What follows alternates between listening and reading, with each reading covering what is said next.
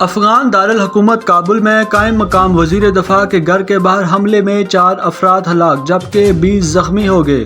جوابی کارروائی میں تمام حملہ آور مارے گئے۔ افغان میڈیا کے مطابق رات 8 بجے پہلا دھماکہ قائم مقام وزیر دفاع جنرل بسم اللہ خان کی رہائش گاہ کے باہر ہوا، جس کے بعد مسلح افراد وزیر دفاع کے گھر میں داخل ہو گئے۔ 2 گھنٹے کے اندر ایک اور زوردار دھماکہ ہوا۔ افغان میڈیا کے مطابق حملے میں 4 افراد ہلاک، 20 زخمی ہو گئے جبکہ جوابی کارروائی میں تمام حملہ آور مارے گئے۔ افغان فورسز نے لشکرگاہ اور ہرات میں طالبان کے خلاف بڑے آپریشن کا اعلان کر دیا۔ ہزاروں افغان باشندے ایران اور ترکی کا رخ کرنے لگے۔ اوسطاً 2000 افغان باشندے روزانہ ترکی پہنچ رہے ہیں۔ ادھر امریکہ نے کابل میں دھماکوں کی مذمت کرتے ہوئے افغان طالبان پر سخت تنقید کی ہے۔ ترجمان امریکی دفتر خارجہ کا کہنا ہے کہ ابھی تصدیق کی پوزیشن میں نہیں ہے، تاہم ایسے حملے طالبان ہی کرتے ہیں۔ طالبان نے بزور طاقت حکومت حاصل کی تو دنیا قبول نہیں کرے گی۔ افغانستان میں اپنے اتحادیوں کے ساتھ کھڑے ہیں۔